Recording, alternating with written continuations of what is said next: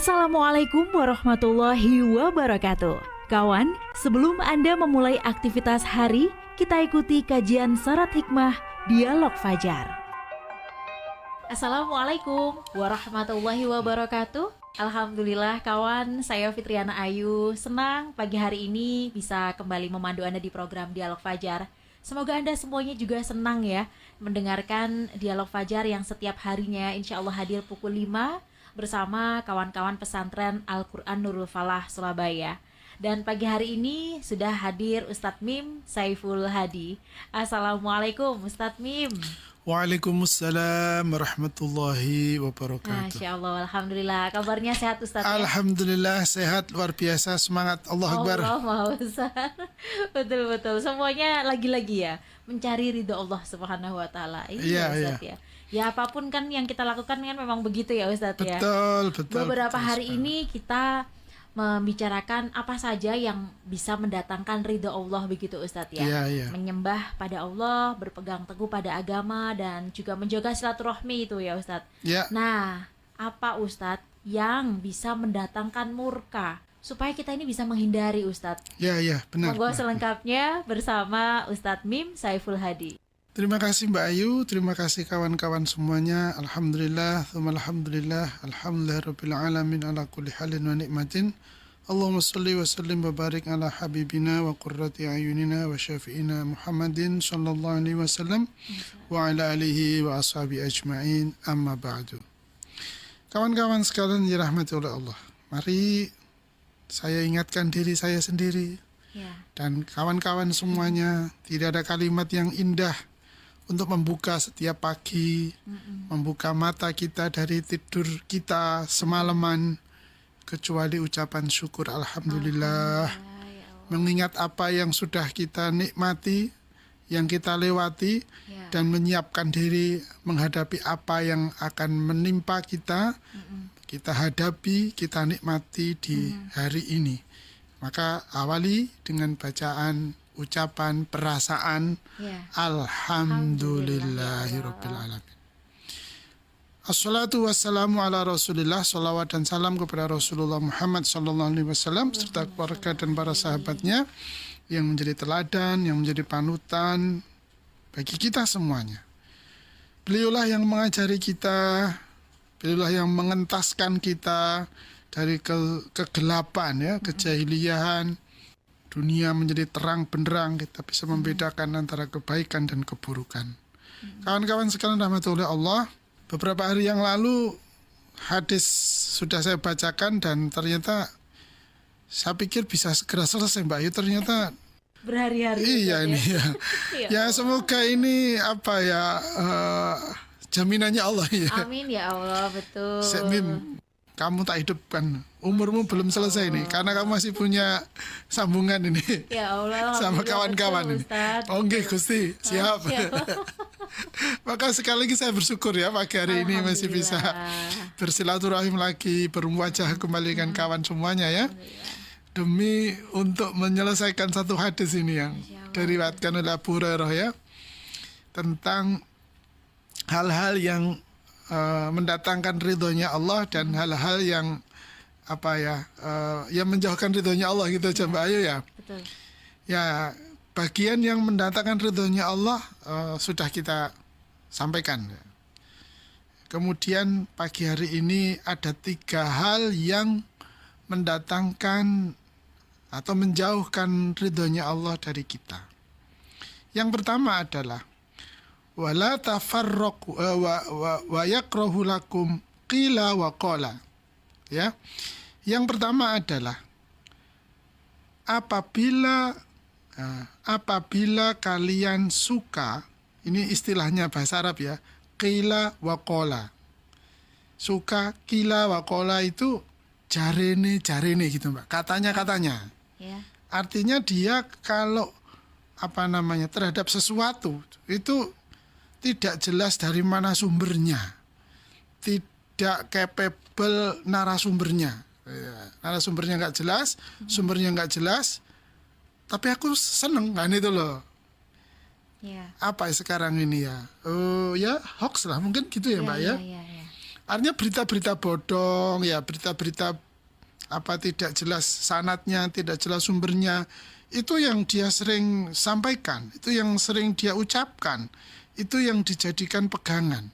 Jadi kalau dia mengatakan sesuatu, dia berpendapat atas sesuatu, itu katanya-katanya, dia sendiri tidak mendengar, dia sendiri tidak melihat, dia sendiri tidak memahami, dan tidak tahu dari mana berita, pengetahuan, pemahaman yang dia sampaikan kepada halayak, pada orang lain.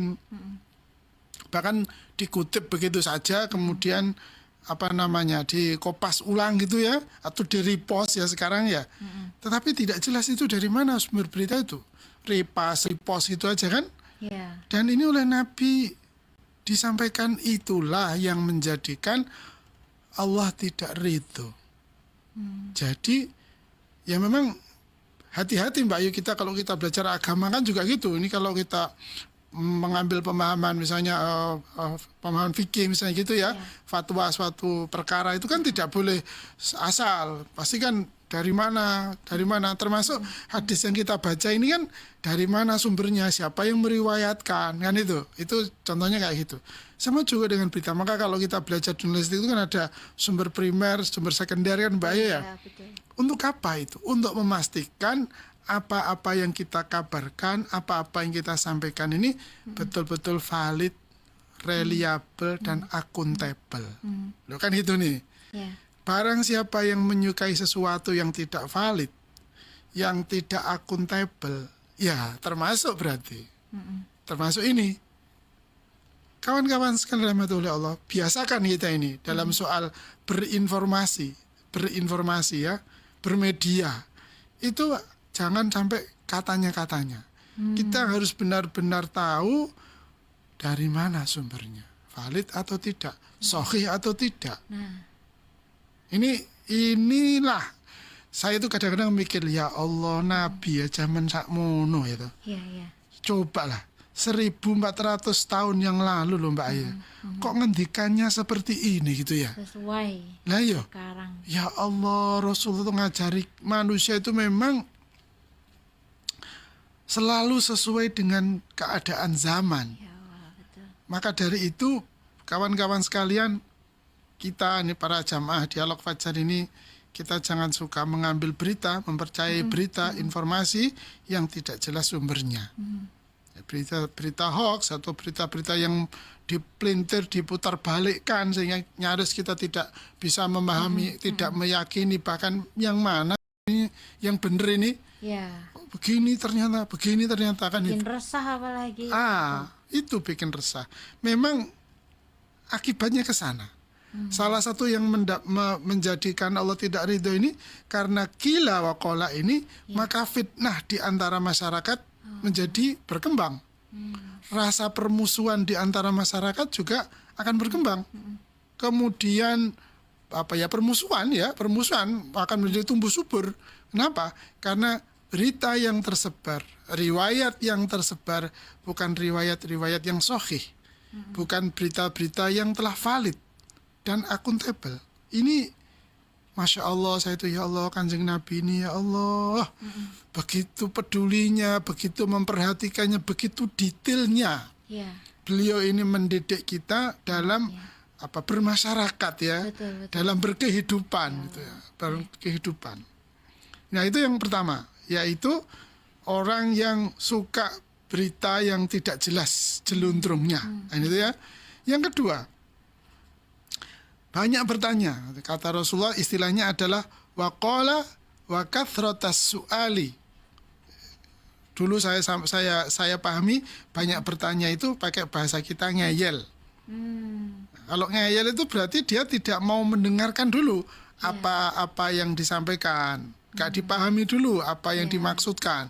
Wes pokoknya dia kepinginnya begini, pendapatku begini, diwayal terus lah pokoknya, diwayal terus. Sehingga pertanyaan-pertanyaannya itu bukan untuk lebih memahami gitu ya, atau lebih mendalami, atau mengkonfirmasi, tidak. Tapi pertanyaannya itu menyudutkan, merendahkan, kemudian ya menghina gitu ya, atau membelokkan kan itu. Ya. istilah kita sekarang mempeta kompli ya. Jadi pertanyaan-pertanyaannya bukan untuk lebih memperjelas, tidak untuk mengkonfirmasi, tidak untuk memperdalam. Ini nanti jangan keliru dengan istilah curiosity Mbak Ayu ya. Kan ada istilah curiosity ya. Kita ingin tahu lebih dalam. Oh beda. Ini ngeyel, maka saya pakai istilah Jawa saja lebih mudah, yaitu ngeyel itu.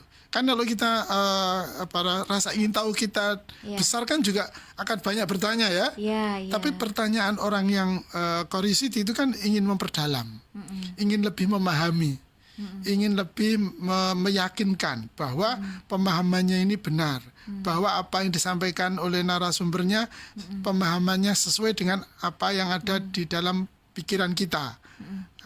Apa yang disajikan oleh narasumber ini atau sumber berita ini pemahamannya sama. Nah itu berarti rasa ingin tahu atau curiosity kan ya.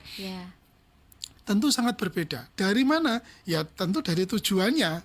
Kalau kathroti soal ini berarti tujuannya memang bukan untuk menambah pengetahuan, memperdalam pemahaman, tidak. Tujuannya ngeyel, menyudutkan, mengalahkan, bahkan sekali lagi mempermalukan. Nah itu Ustadz, kadang nggak sadar gitu Ustadz, niatnya membela gitu, tapi kadang memilih terlibat menyelipkan kata-kata yang ternyata menyakitkan itu omongannya Ustadz. Iya, kalau kita nonton di beberapa tayangan itu kan iki jane debat apa ilok-ilokan itu ya. Saling menghujat atau saling mendebat kan itu tipis ya Ustadz ya. Sangat tipis. Debat kan tentunya positif ya. Tapi kemudian bahasanya menjadi saling menghujat kan itu. Sehingga pertanyaannya bukan pertanyaan untuk mengklarifikasi, untuk mengkonfirmasi, tidak. Itu pertanyaan menyudutkan itu ya, menjatuhkan, mempeta kompli kan itu. Kalimatnya sama-sama kalimat pertanyaan, tetapi sesungguhnya tujuannya ya itu tadi, untuk menjatuhkan, untuk mempermalukan. Nah itu yang menyebabkan ridhonya Allah tidak turun. Astagfirullah. Ya hati-hati loh, ini podo-podo takoni tapi takonmu kok gak enak ngene kok ini. Nah itu ya Ustadz ya. Arahnya menjatuhkan. Betul, jadi yang ditanya menjadi tidak senang untuk menjawab, tidak senang untuk menjelaskan itu ya. Kon juga kan takon jadi gitu kan. Jadi malah tidak suka dia, padahal mestinya lebih berharga, merasa dihargai dia karena ditanya. Oh iya, ternyata dia memberi perhatian. Oh ya, ternyata dia paham. Oh ya, dia ternyata benar-benar ingin belajar. Kan seneng ini orang. Saya guru misalnya, ada murid saya bertanya, itu kan pasti seneng nih guru menjawab agar makin pemahamannya makin utuh, makin mendalam gitu kan. Ya semoga bermanfaat ya. Amin. Ini kayak waktunya juga nggak cukup, ini masih ada ya. Masih ada ya Ustadz ya. Satu masih ada ya. Ya Allah. Semoga bisa bertemu lagi besok ya. Insya Allah kita berdoa semuanya itu mendatangkan ridho. Amin. Bukan Amin. mendatangkan murka ya Ustadz ya. Amin. Pagi hari ini kita membahas tentang kemurkaan Allah yang bukan hanya terlihat dari musibah kawan, tapi ternyata itu bisa loh kita tidak sengaja, tidak sadar itu kita lakukan dalam kehidupan sehari-hari. Ini bisa dalam bentuk hatinya itu tadi tuh murung, yang gelisah, yang resah, dan hidupnya tidak berkah. Semoga kita bisa menjauhkan itu semua dan kita kembali perdalam besok ya Ustadz. Semoga kita dipertemukan oleh Allah. Dan untuk pagi hari ini juga kita tutup dengan doa kafaratul majlis. Subhanakallahumma wa bihamdika nasyhadu an la ilaha illa anta nastaghfiruka wa natubu ilaik. Saya Fitriana Ayu dan juga Ustadz Mim Saiful Hadi pamit. Wassalamualaikum warahmatullahi wabarakatuh. Waalaikumsalam warahmatullahi wabarakatuh. Program Dialog Fajar yang baru Anda simak kerjasama Suara Surabaya dan Pesantren Al-Quran Nurul Falah Surabaya, lembaga dakwah yang amanah, profesional, dan berbasis Al-Quran. Pesantren Al-Quran Nurul Falah mencetak guru dan hafidz Al-Quran metode tilawati. Informasi dan berikan donasi terbaik hubungi 0822 2759 9920 atau www.nurulfalah.r.id.